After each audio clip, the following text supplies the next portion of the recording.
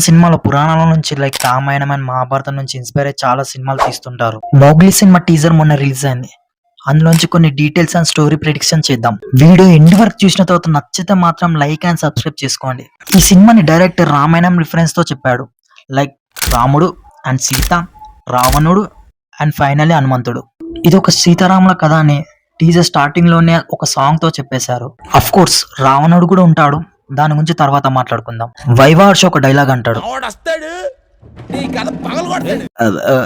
ఇది కాదు పోలీస్ అయిపోవాలి, ఆ అమ్మాయిని పెళ్లి చేసేసుకోవాలి. సో ఏంటంటే మన హీరో డ్రీమ్ వచ్చేసి పోలీస్ అవ్వడం, అదే నేను కనిపెట్టింది. అండ్ నెక్స్ట్ సీన్, ఈ సీన్ చూడండి, ఇది ఒక డ్రామా ప్లే లాగా అనిపిస్తుంది. ఏం సీరియస్ ఫైట్ అయితే కాదు, జస్ట్ నాకు తెలిసి ఇది ఒక డ్రామా.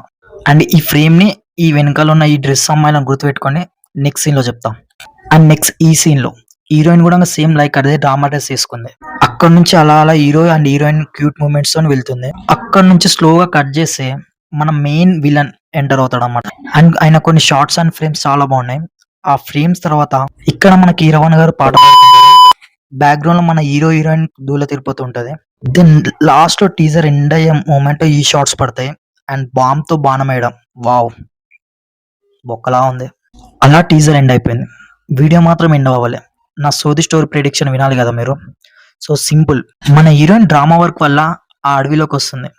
గదే అడవిలో మన హీరో ఉంటాడు, వాళ్ళిద్దరికి ఆశికే అవుతుంది. మన హీరోయిన్ హైదరాబాద్ లో ఉన్నప్పుడు మన కీరవాణితో ఏదో గొడవనో సంథింగ్ లవ్ ఏదో అవుతుంది. హీరోయిన్ వెతుక్కుంటూ మన కీరవాణి అడవిలోకి వస్తాడు, ఆ హీరోయిన్ తీసుకొని వెళ్ళిపోతాడు.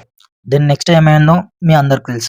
ఏదో జోక్ చేసా, ఇలా మాత్రం అస్సలు ఉండకూడదు, ఏదో రొటీన్ రొట్టగా రాసిన నేనే, అంతే. That's it. వీడియో నచ్చితే మాత్రం ఖచ్చితంగా లైక్ అండ్ సబ్స్క్రైబ్ చేసుకోండి ప్లీజ్.